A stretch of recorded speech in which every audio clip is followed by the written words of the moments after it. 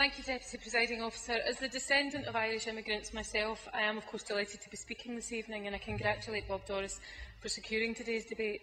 I was pleased to read today that my name, Mclaughlin, is listed as the 8th most common Irish name in Scotland, although I think I prefer the term popular to common. Obviously I am Scottish, but I always think that my Donegal spelling is the correct way to spell the name. Deputy Presiding Officer, Glasgow really has been shaped by its immigrant communities from all over the globe, and of course one of the earliest and one of the largest migrations has been the arrival of Irish men and women over the centuries. The horrific events of the famine, which led to an estimated 1 million Irish men and women dying of starvation, led to an increase in numbers coming to Glasgow. Many decided to settle permanently. They have left Scotland the richer for it. I myself hail from Donegal on one side of the family and County Offaly on the other side. However, until 2 years ago, I had not had the pleasure of visiting Ireland, although I did work for a time in a wee Irish bar in the Gorbals called the Corner Bar, and that in itself was an education. 2 years ago, I was invited to stay with a friend in a tiny wee place called Gortahork in Donegal. It may be tiny, but I discovered that I can actually get a bus practically door to door 7 days a week. Much of the early O'Brien clan were in Donegal when I visited, but many were visiting from far-flung parts of the world. The hallmark of the Irish family seems to be, however, that it doesn't matter how far they travel, they always come back to Ireland and to their family. Today we continue to welcome Irish immigrants and continue to celebrate Irish culture in Scotland. I do not deny that there are still problems with a bigoted, knuckle-dragging minority. In the last year, for instance, we've seen a Catholic church vandalised and a minibus belonging to a Gaelic athletics team destroyed. Indeed, there have been motions put down in this Parliament condemning those incidents.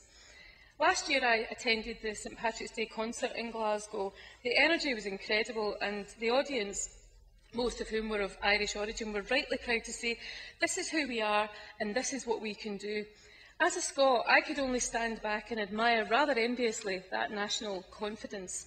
We in Scotland could take a leaf out of Ireland's book.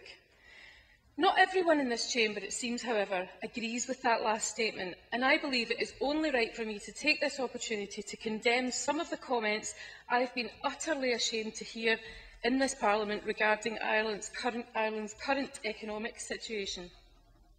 For example, on the 23rd of December, to the applause of one of the parties in this chamber, a particular MSP who I won't name read from the SNP website saying, "Independence has given Ireland the freedom to compete with others on a level playing field and win." He went on to ask, to laughter from his own party, "The First Minister does not really still believe this stuff, does he?" I have to tell those members whose behaviour that day and on others was shameful that I believe independence did allow and continues to allow Ireland to choose its own destiny and give her the opportunity to succeed. The question of independence aside, it shows a lack of respect and a complete lack of solidarity to cheer the economic misfortune of a neighbour. And I'm asking myself whether that member is really arguing for Ireland to be ruled again from Dublin Castle, or is he merely using a close neighbour's temporary economic misfortune for cheap political point scoring?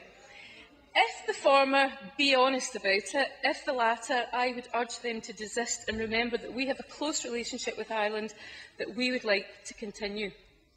Finally, Bob Doris made mention of the Garngad Irish. One of the most famous of those was my fellow clansman, Mick Garngad Mclaughlin, spelt the right way, who wrote the ballad of James Connolly, who, ironically enough, was born just up the road from here in the Cowgate. Deputy Presiding Officer, it is only right that we continue to reflect on the values of social justice and self-determination, which has united many of our politicians on both sides of the Irish Sea.